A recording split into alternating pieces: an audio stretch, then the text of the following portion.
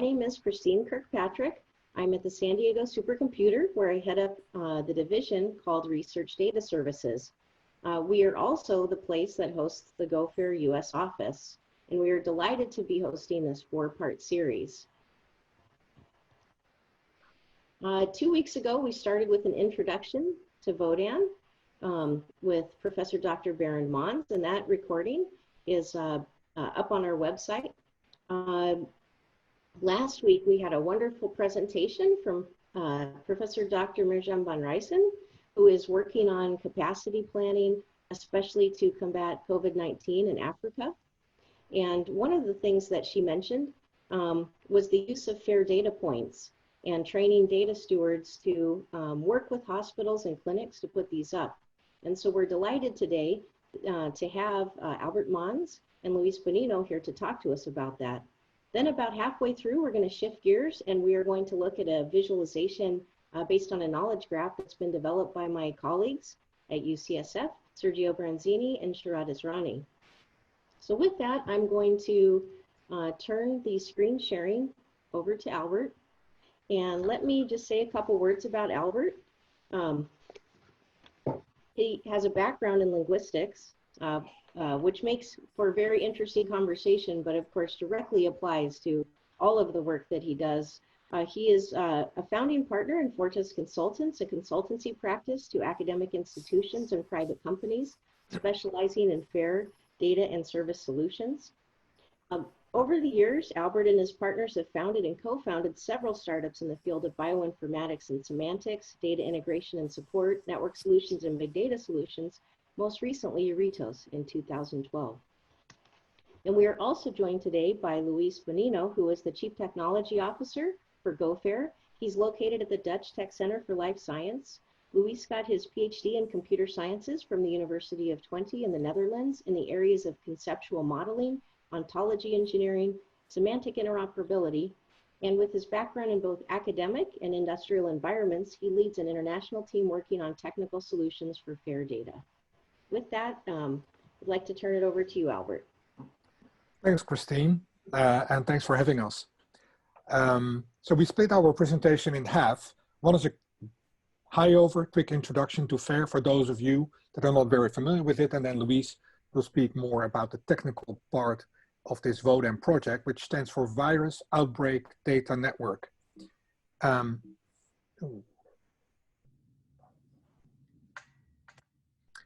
So let me quickly introduce to you FAIR data. The underlying problem, as we all know, about data is they are very fragmented and they don't talk to each other for many reasons that I don't want to go into now. And in order to be effective in sharing data or visiting data or doing analytics, we need actionable data that are accessible and findable and interoperable and reusable. These are the FAIR data principles that most of you may have heard about, published in Nature. There's a lot to say about that, but I only want to highlight one aspect which is highly relevant for the topic we're talking about today, which is the A of accessibility, which is sometimes by people interpreted as not as open and free. But in the FAIR approach, the A of accessibility means only accessible under well-defined conditions. So privacy is guaranteed. So very briefly, when you look at the FAIR principles, we have also played with the metaphor of an internet of fair data and services, where a key element is a data station or a fair data point, as you will hear about more later. And of course, the metaphor is that the stations can be visited by trains, which are basically queries or algorithms. And obviously you need tracks access through the internet and a data gateway. And it looks like this, where data don't leave the station, which is crucial, specifically, and I'm sure Miriam mentioned that last week, for countries in Africa, where data can absolutely not leave the location. So they are where they are, algorithms can visit the actual data stations, and on an international level, it looks the same. So in summary, it's important to let the machines know what we mean by making the data fair, giving it the right ontology, the right semantics, You need to make sure it's as open as possible, but sometimes as close as necessary, depending on the situation, as distributed as possible, but as central as needed. None of these are conflicting. And I would say that FAIR has also recently acquired the meaning fully AI ready. So not to go into much detail, but in essence, this metaphor means that data should be machine readable, that we are talking about principles, not necessarily standards. So they can be applicable in all domains, and existing standards can stay in place and can be made fair as well. Important is that it's honoring what's already there. Whatever anyone constructed can be taken into consideration. Fair data points can be local and only visited by algorithms. So data warehousing and data gathering and data exchange is not really possible, no longer necessary. And it's very important to do so, so you can exchange data and run analytics. Without going too far, I think it's good to mention that good metadata are absolutely crucial. I don't have to kind of talk to you about that because I'm preaching to the choir, but it's important that everyone that has data provides these listed metadata. And we have found over the last few weeks working in the Votan network that it's almost shocking how the data are not really well structured, not much metadata are given, even under these circumstances, and the global uproar about the inconsistency of data, incapability of experts to access them to draw the right conclusions and make quality decisions has been all over the news, as you recall. So if you do all that right, you're supposed to make knowledge networks, and I was kind of putting this in because of the speakers in the second half of this presentation. These kinds of knowledge network can only work if your triples and your metadata and all the provenance information is really well done. So that said, let's switch to the Votan FDP.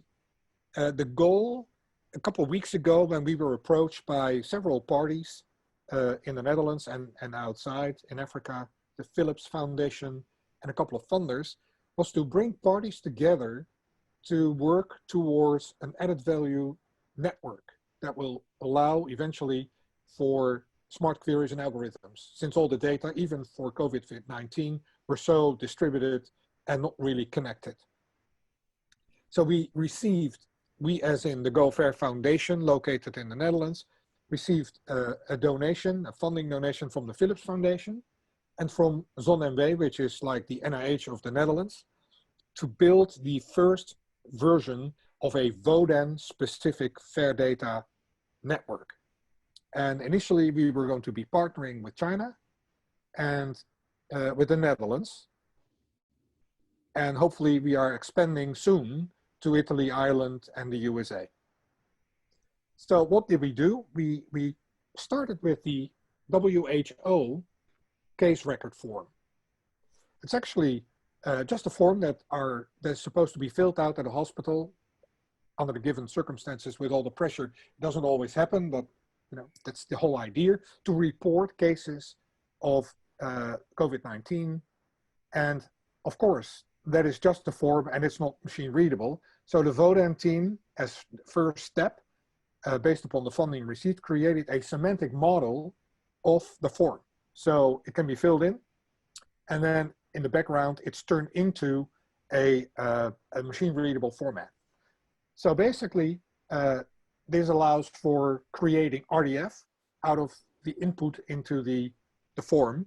And we created this specific Votan fair data point in a way that you could eventually replace the WHO record or case record form with another form that might be used in your institution. But this is the generic one that is broadly used. So with that said, I'm going to change it over to Luis and give him control so he can give you more specifics on, let me just quickly see where I do this. I already shut you down. Okay, okay, thank you. Okay. There you go.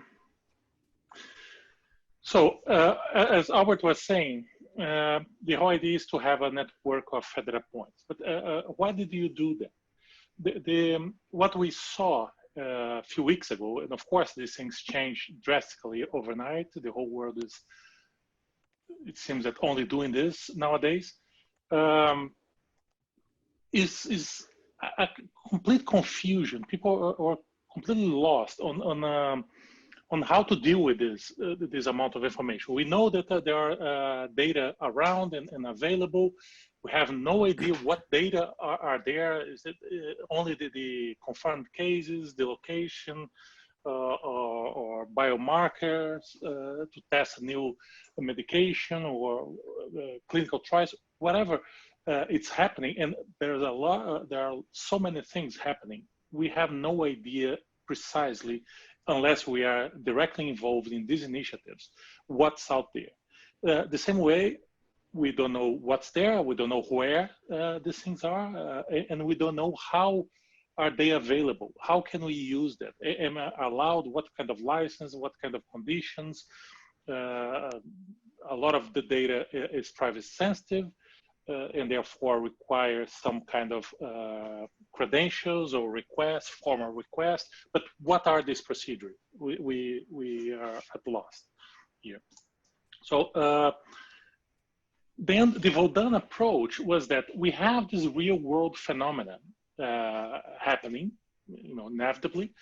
And then we have an enormous amount of data that represents this phenomena. And the Votan approach is based on, we have this data representing the phenomena, and we also have metadata describing this data. What we see a lot happening is that we have data making available from sanitary agencies or health institutes around the world, government agencies. And in many cases, the data are published in a PDF, in tables, in a PDF or in a graph online. But for further analysis, we need more access to the source data. And we would need to know, not only that, we need to know a lot of information about the provenance, what license, all the access conditions, semantic descriptions, what these things mean on the data set. If you just take a data set with a lot of numbers, what these numbers mean. Are they some glucose level on the blood or blood pressure, what these things mean. Then we have we had already been developing this technology that's called the Federal Point for quite some years. And it's a very simple tool that provides access to structured and semantically rich metadata about whatever you're going to offer.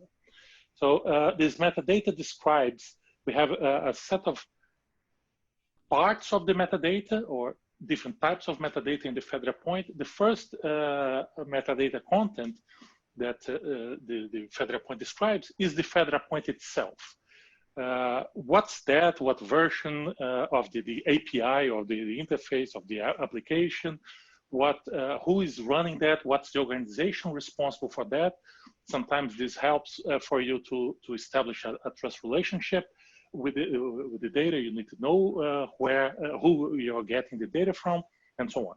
Then you have the metadata about a group of data sets that we call the catalogs. It's an arbitrary group. You can have a catalog of confirmed COVID cases, another catalog of virus sequence formation, and so on. And then we have the metadata of the data sets, provenance and license and all these kind of things. And the Federal Point also provides information about how do you actually access the data. So it is a download file, so you have the download URL, or is it an API where you can interact with and things like that. The second besides providing structured and semantically rich metadata, the federal point also provides a common interface to access this metadata. We use a fully Haitias-based REST API where you don't need to know the API a priori. You can navigate through the content to discover where can you go from there. And then the idea of the Votan is to distribute these federal points around the world to facilitate the exposure and publication of the metadata about COVID, provide this rich metadata, provide the semantic descriptions of both the metadata and the data, and improve the machine actionability of the metadata and the data as well. So as Albert mentioned, we started with the WHO's COVID-19 case record 4. So the CRF thing, sometimes it's called case record or report, doesn't matter, but it is a form, as Albert mentioned. Here I put the link to the version of this CRF that we are working on. And then we work on a semantic data model, or a model to describe what the items of this form mean. And then, so we provide the machine actionable semantic references to the form's questions and answers. It's open access, of course. The source, the actual model, it's available on GitHub in this link. We have a documentation explaining a little bit. Actually, we have that documentation in English and in Portuguese, because this is, we have a lot of people else in this call from the Gulf Fair Brazil that are working to deploy this in the country as well. And we publish the model also on BioPortal, so others can more easily access that. So here is one example of one of the questions of the form, for instance, that's asking about a medication. So do you know if the patient is taking any antiviral? And then here, what we did is we mapped this question, are you taking antiviral, to relate this question to the concept of antiviral. And we are doing this to relate to concepts existing in different vocabularies, because also people are used to use different vocabularies. So we have, for instance, in this example, we have is NOMAD-CT, the National Cancer Institute's Thesaurus, and MASH. And then, so this is what the question is about. And then, for instance, you have a list of possible types of antiviral medications that could be the case that the person is taking. Then we also map each one of them to these different concepts in different vocabularies.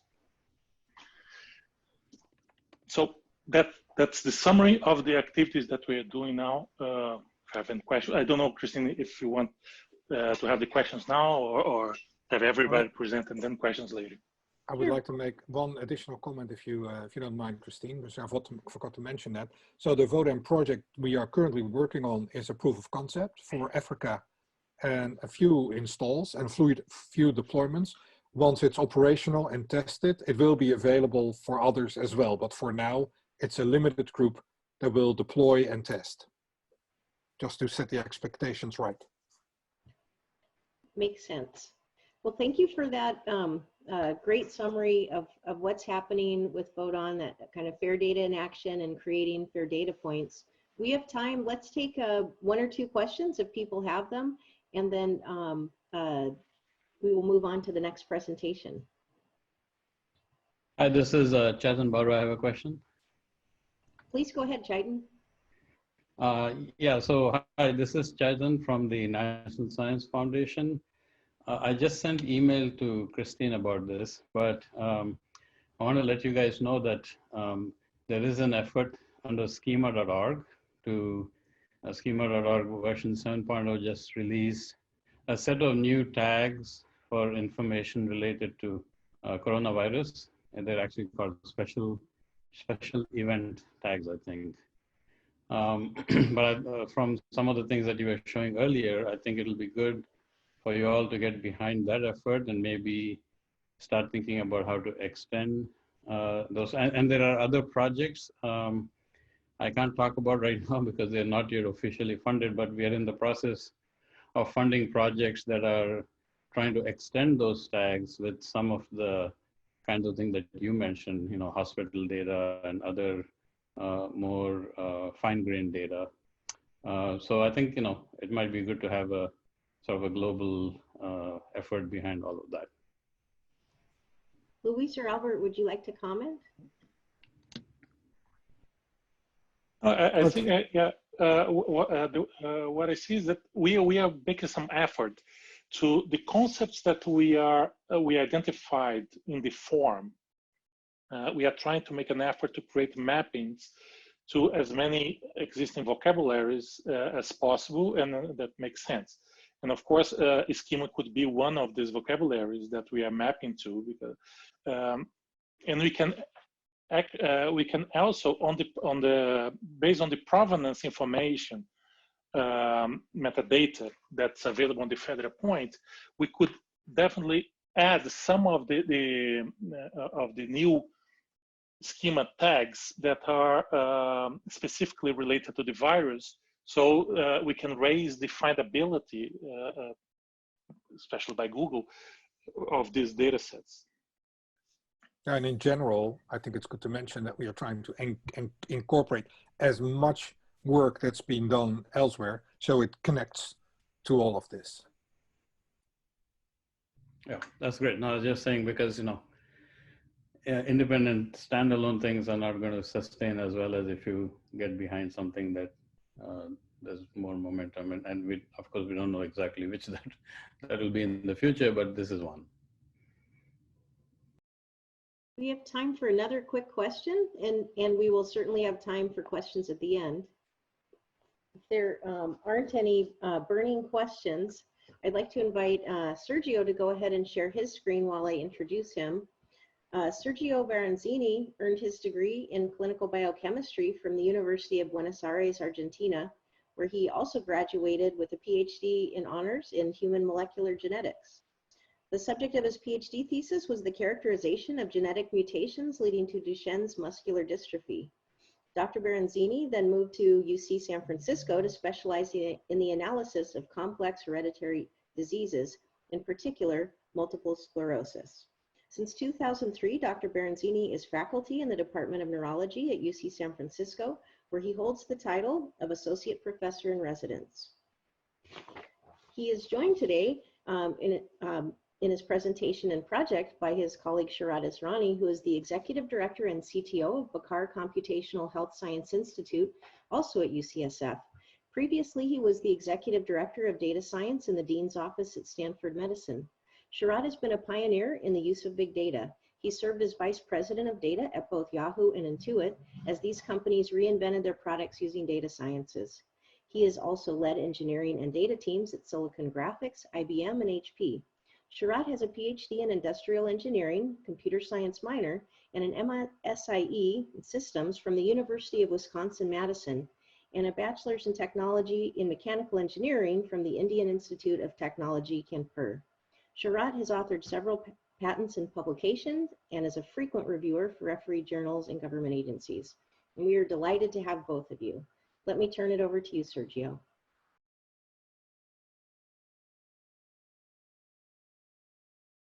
I will let Sharat start the first 5 minutes or so, and then I'll move. Sharat, whenever you're ready. Okay, thank you. It was really good to get the overview version from Albert and Luis.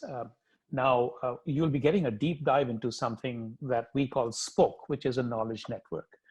If I may go one step further, next slide. Now, knowledge networks have been around for a while, but we claim that their time is here. Let me just mention this much to you, that in October 2017, there was a workshop which was put together by the NITRD here in Washington, DC, and or actually in Bethesda, Maryland. And it brought together several agencies. One of the prime movers was NSF. And NSF, in particular, Chetan Baru, who happens to be on this call, but the others included NIH, NIST, NASA, the US Treasury, etc. And the important thing was they all were beginning to see the value of a knowledge network. Now, sorry, you all probably know this, but just to be sure, what is a knowledge network? If you can go back just one slide, please, Sergio. Sorry. It's a very, in a very simple way, I'll just say it's any and all entities that you can think of, how they're connected to each other. An SAT exam is connected to high school, is connected to colleges. Aspirin is connected to headaches. So you've got these entities and you've got these relationships. Sergio was the biomedical keynote. Now, he had been working at Knowledge Networks for a while, and over the course of the next 15, 20 minutes, he'll tell you plenty more about them. I was the workshop PI. Next slide, please. But just to step into it a little bit, often in the world of medicine, people say, what is a knowledge network? What are you talking about? And what I already just said doesn't hit home. Then you hit home with a point like, well, they power Google search. How do you like Google search? Apple City. These people have elaborate knowledge networks underneath powering their solutions. Now it's time for knowledge networks to help the doctor, help the patient. Now over here, you're seeing a simple representation of the knowledge network that Sergio and we all have created here at UCSF in the cooperation of several entities, including the Institute for Systems Biology and Lawrence Livermore Labs and Google, and UCSD coming up now. You can see the types of entities there are. You can see the bottom, you've got this tiny word called compounds. That's the red node. Well, compounds are known as drugs otherwise. Drugs can cause side effects. So there's a relationship there. We have 5 million nodes and 7 million relationships, and it's building up, and these are considered to be facts. The point over here is that you can have, if you just have even that much of a size of a knowledge network, and we intend to be about 100 times bigger than this. This is what it's going to take to be substantially spanning biomedicine, maybe even more than 100 times. Then even with this size, you have 2.8 trillion three-hop paths between, an anatomy instance and say some other node, or even back to anatomy. Just a three-hop path, we've got 2.8 trillion of them. So you can see this becomes a supercomputer-sized problem pretty quickly, and hence the interest by people like Lawrence Livermore and the government and so on. Next slide, please. I'm going to leave you with this slide, which is that recently, on the left, you see her name is Kirsten Kangalaris. She's a ICU doctor who is deep into sepsis, and she was educating us. On the right of her, you see Priya Prasad, and on the left of Kirsten, you see, of course, Sergio Branzini. Now, Kirsten explained to us. She said, sepsis, whatever the sepsis is, it kind of presents with the same symptoms. But actually, the way to really take care of it is to know which organ is likely to fail first and what is failing underneath. And so it's no use building an AI model for predictions by just looking at the symptoms. And that is a fundamental belief we have in the entire world of predictions in medicine. You've got to get the biological subtypes. And I invite you all to look with some skepticism at any AI model that's created that has got just to do with symptoms. And there, as Sergio will explain, you've got on the right-hand side a full knowledge network, the spoke knowledge network, and what we do with patient records that actually translates that record into a certain image of what this patient has and what to therefore do about it. Now, today, I think Sergio is going to concentrate on the COVID effects on spoke, but here's a classic example of how you can go deep with the knowledge network. And I'll just end with the point that Google search is considered one of the best medical search references there is. Why? Because they go deep, deep, deep into knowledge networks. They don't just take a whole bunch of publications. and find the keywords and do exact matches on keywords. It's just not how it works. So I'll stop there, and Sergio, over to you. Well, thank you so much, Sharat. And I want to start by saying thank you again to Christine and for accommodating us in a relatively short time. Also to Peter Rose from UC San Diego, who interceded for us, and also to Albert and Luis for being generous and accommodating us in today's agenda. So what I wanted to tell you a little bit more in detail is just going to the topic of COVID-19 and knowledge networks, and just show the example of what we're trying to do. And I just want to start by saying that we believe that a knowledge network is not, particularly in biomedicine, it's not specific for a viral disease or for a genetic disease or for the disease that is important today. A knowledge network is a knowledge network. So ideally, you should have everything ready to go. So this is why we were really quickly able to display molecules, and as you'll see, drugs that are potentially relevant for COVID-19 in no time. And that was because we already had all that data inside the network. But let me start by saying, and again, I know that this could be contentious for some people, but the way that we're trying to think about our knowledge network is based on the principle that data leads to information, and information leads to knowledge. So it is about how we connect the dots that makes knowledge an emergent property of such connected network. And the other thing that I want to mention is that when a project becomes this large, this interconnected, there's impossible for everyone to have expertise in every single aspect of it. So we consider this really a team effort.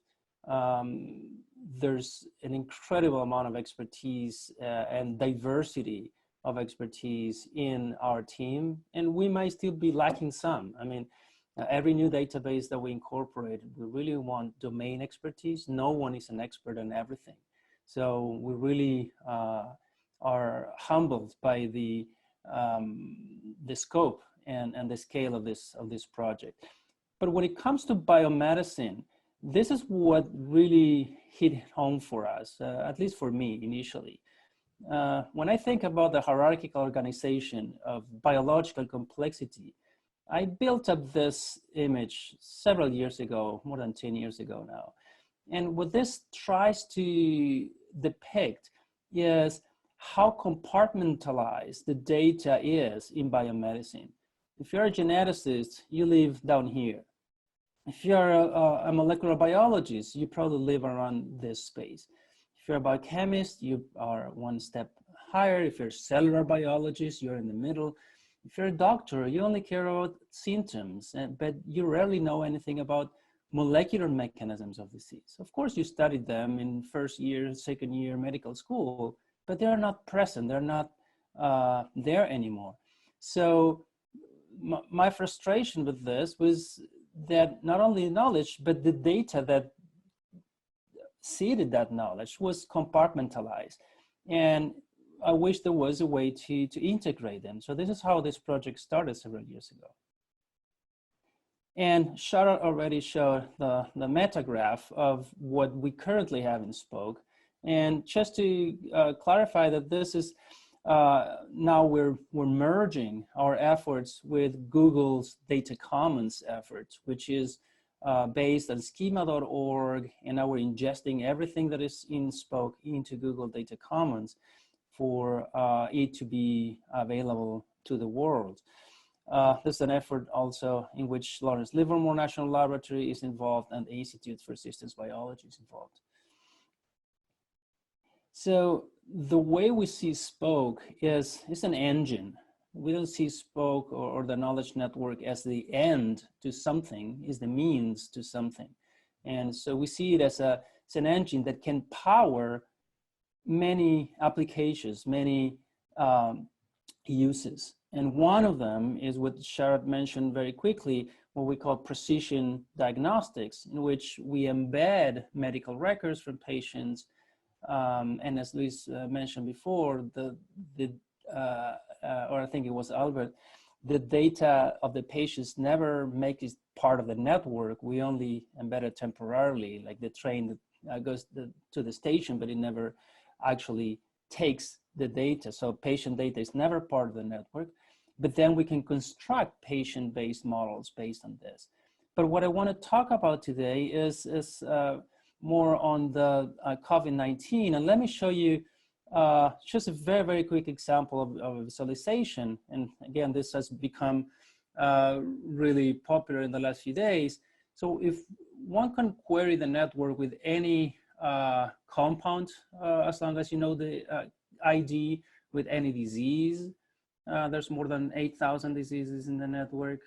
You can query the network by any protein, by any gene. So if you start a search by chloroquine and look for the neighbors, this is what you see. So you see different compounds of chloroquine, phosphate, sulfate, hydroxy, chloroquine, and so on. And then you see the proteins that are targets of those compounds.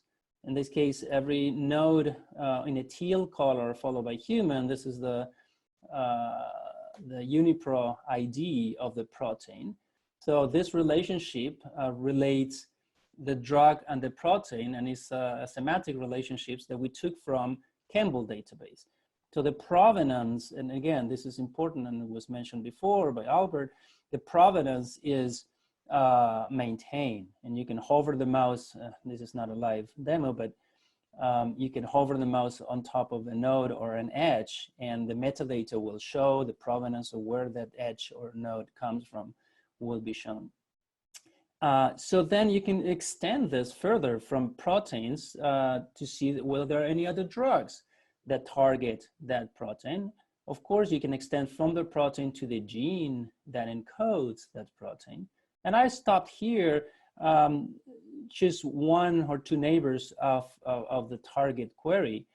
In red, you see diseases that are being used for which this drug is being used. And you can see here malaria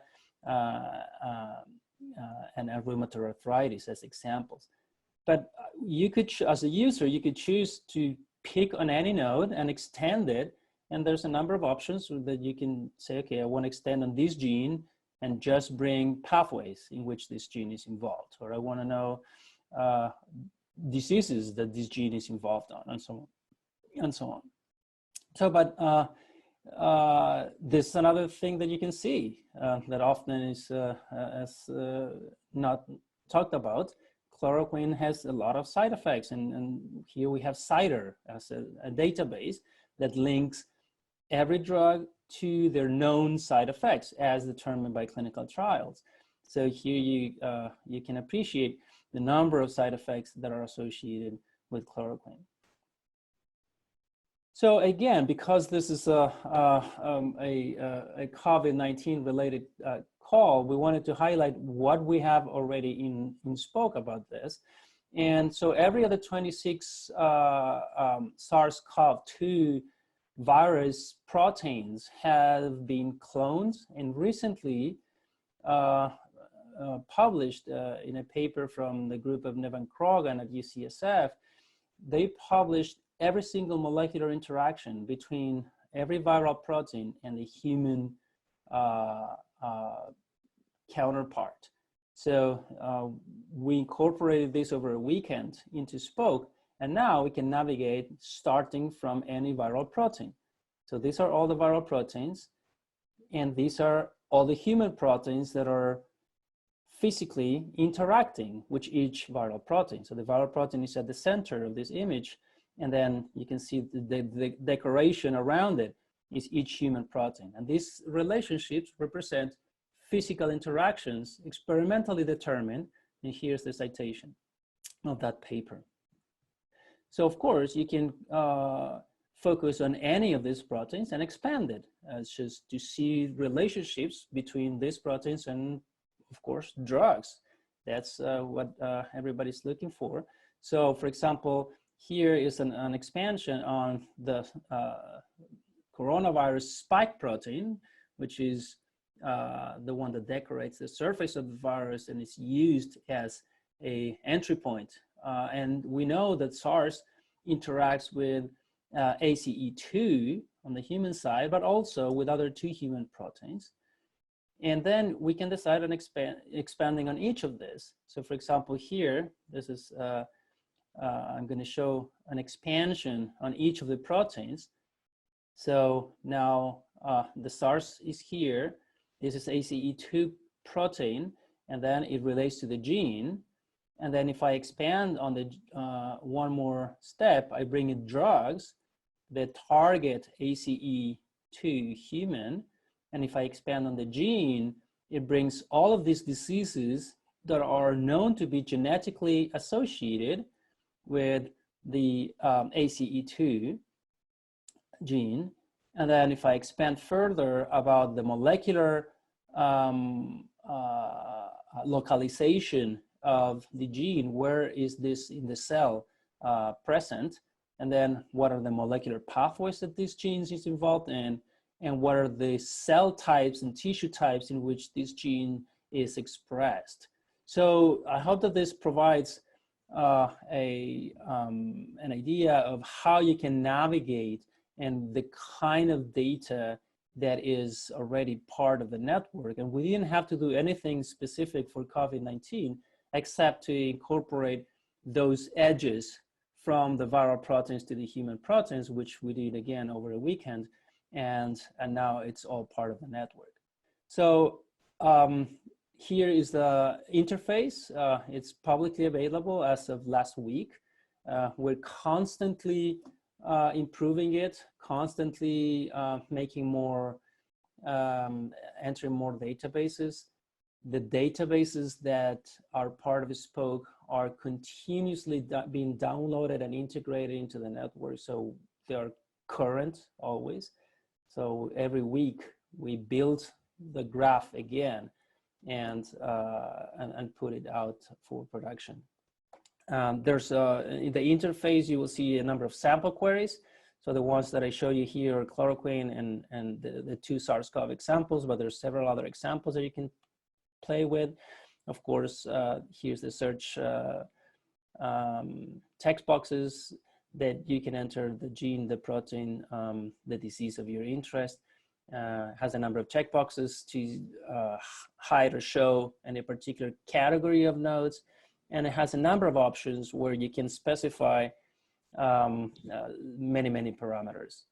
So I think I'll stop here in the interest of time and leave some time for questions. Thank you so much, Sergio, and thank you, Sharat. This was very, very interesting, and I think it's always comforting to people to see that we didn't have to start from scratch with some of this research, and that some of the tools that NSF and others have invested in are able to be marshaled for this fight, this global fight that we're all facing. And it's wonderful that you've also connected in with industrial partners like Google so that this is all free and open. For those of you who are either on the phone or for whom this show's very small, we'll link out the Spoke project on our website along with the slides if we're that we receive in the recordings. The URL is spoke.rbvi.ucsf.edu.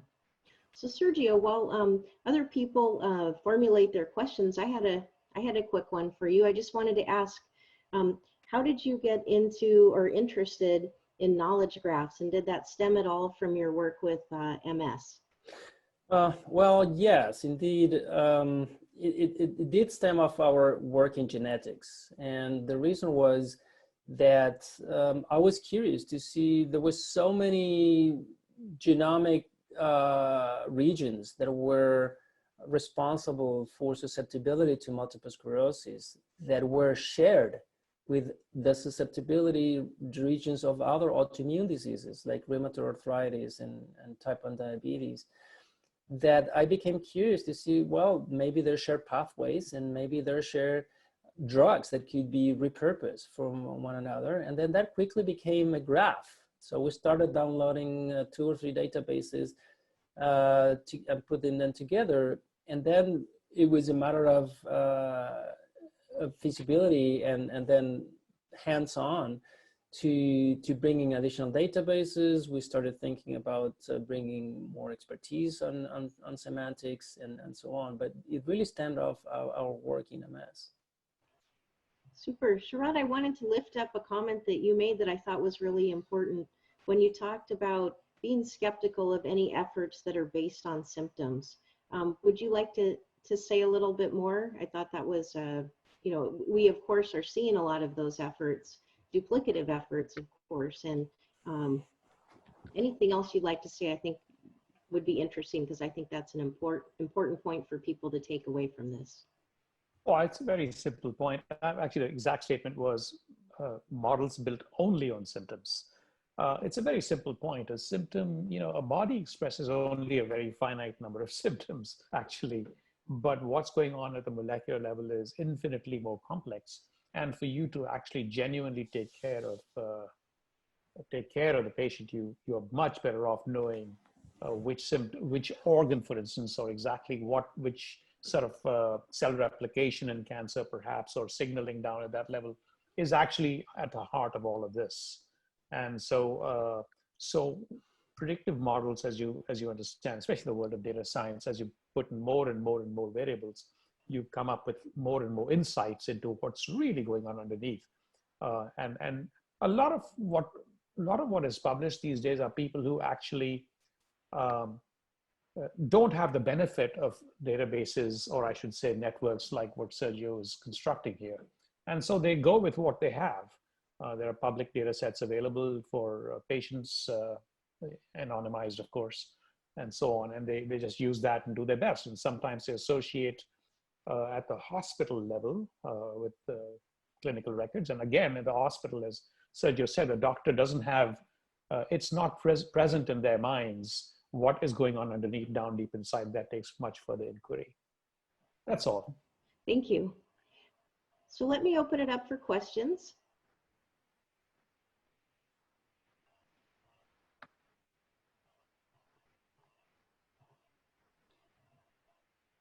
And while people are thinking, I actually would like to share a couple opportunities for getting involved.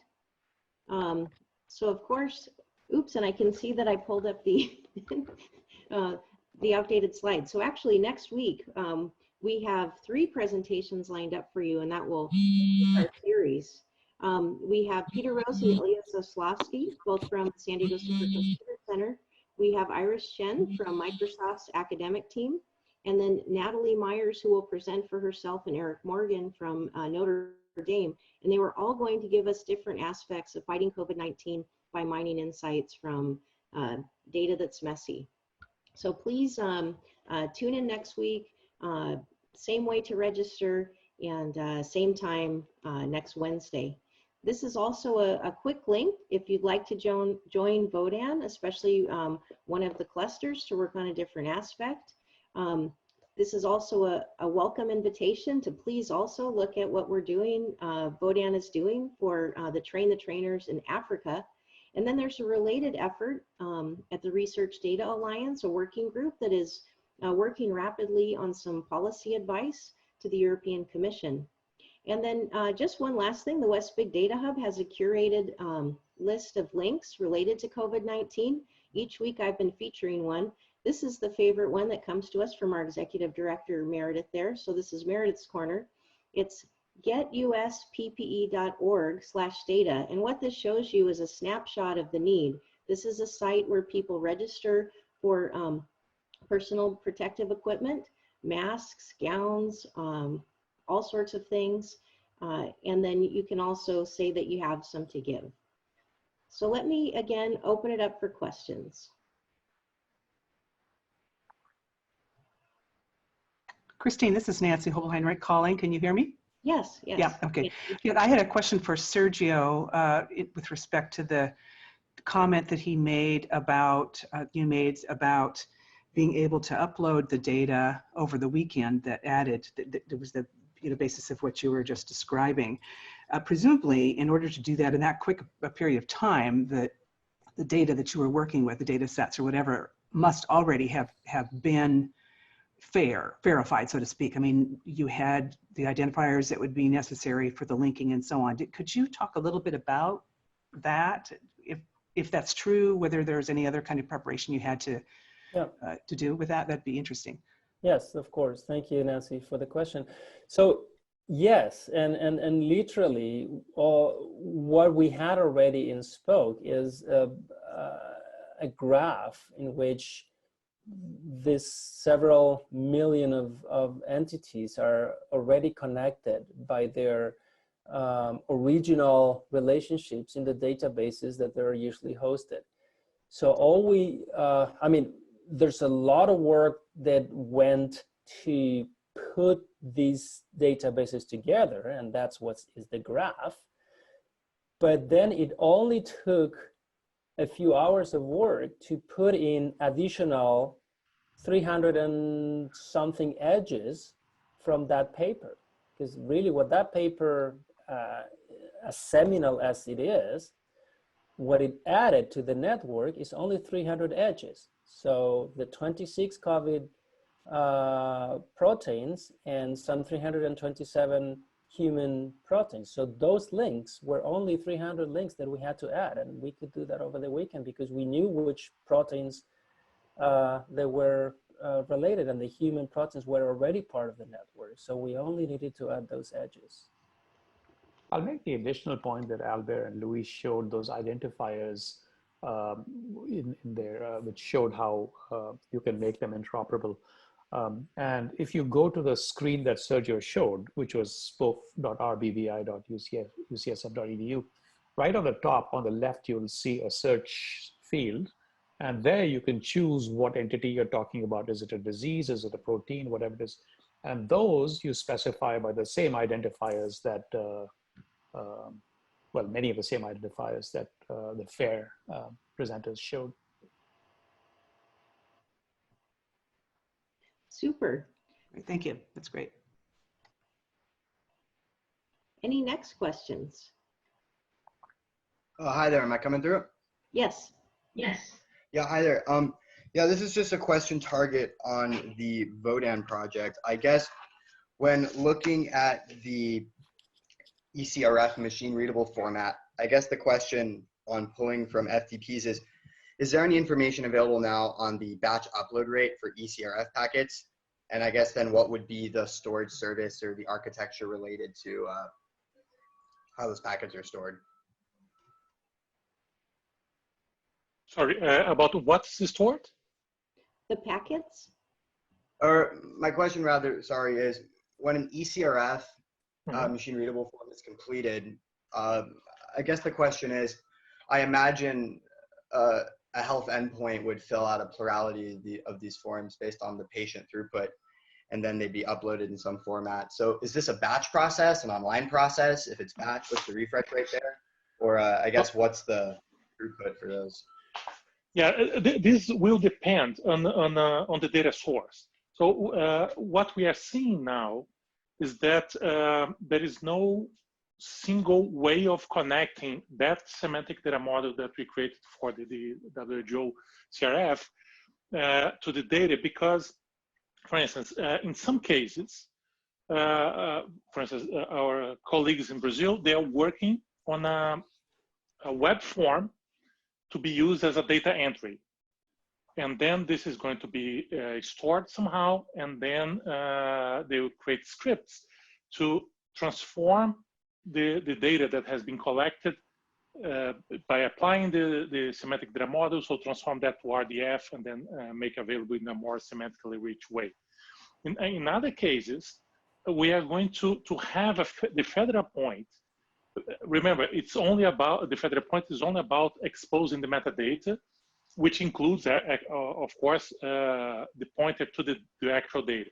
But in this case, we could have a federal point exposing the data from existing electronic health record systems, and we can create a view on the database of the systems that will select only the items, the data items that are related to that form. So there are different ways of doing, different situations depend on how the data are going to be stored in the first place, and we have to check what will be the most appropriate way to do that. And this is only about this specific COVID CRF. But as we saw in the presentation from Sergio, we have an enormous amount of data. This is just a drop in the ocean of the types of data that we need in order to fight this current war. So we start from the CRF because we have to start somewhere. But the idea is to expose all this data and the metadata, all this data of different types of data and so on. Maybe in addition, in terms of uploading in batches or not, this is a local activity and only the metadata are exposed. So in terms of harvesting the metadata and connecting those fair data points to know what's where is actually unrelated to the content of the actual database itself. Awesome, thank you for the information. I have a last question I'd like to open up to any of the presenters. You're very close to what is happening in research with this fight against COVID-19. Are there pockets that give you hope that we will be able to do something in the short term, either with therapies or with immunizations? Well, one of the challenges, of course, is that there are thousands of efforts going on around the globe in private companies, in universities, that are all like running the race for getting to that treatment or to that vaccine or to that whatever. And they are basically uncoordinated. So one of the things that my point is that, sure, we see hope, we see individual results of lab results, etc. But it would be even greater if we would be connected at the data level. So we would not reinvent wheels. I bet you there is hundreds of efforts that are identical and they're all funded. And there's nothing wrong with that as such. But if we would connect at the data level, we could at least know who is doing what. We could kind of collaborate. We could not reinvent wheels, and we could share the results, which we can't now. This is only the research side. The other thing is that we are not connected to the clinical side. The clinical reporting is really absurdly bad because it's so dispersed, it's so separated, everyone is using their own forms. There are even many hospitals, remember this, they are taking patient notes on paper with a pen and uploading them in PDF. So the data effort underlying all of this, if that would be organized better, I think we should see faster and better results if it was not only saving money by not funding multiple efforts that are doing almost the same thing. That's my 2 cents. I think Albert is right on with everything he said. And, we sit over here. Now, we are a large system, the University of California system. And so you've got critical mass of patients, diversities, and actually pretty good data on clinical records and so on. So there is hope, but we really wish we could get far more patients or similar patients from elsewhere. And it's a great example. I'll also give you one anecdote that maybe gives some hope to all of us. I'm just saying what a scientist said. This is not just a random social network type tale, but there was a scientist who said, whenever you have a URI, an upper respiratory infection condition, that's much harder to find vaccines and so on. And he said that when it's a lower respiratory, we tend to find vaccines and cures, TB or whatever. So going a little bit on hope there as well, but Albert is right. There are at least 60 trials going on of different types of medicines, right? I should say vaccines right now for the cure of ARDS. Wonderful. Well, I think that is an excellent note to end on. I thank all of the presenters so much, and all of you who tuned in from, at my count, I believe we had 5, if not 6 continents represented. So thank you so much for your time and attention, for caring about this subject, and not just binging on Netflix, but instead showing up every day and bringing your best skills to bear, so this ends sooner for all of us. Thanks everyone, and please tune in next week. And Christine, thanks a lot for hosting all of this. This is wonderful work. Thank you very much. Thank you very much, you. guys. Thank you, Thank you, everyone. Christine. Thank you. Thank you. Bye-bye.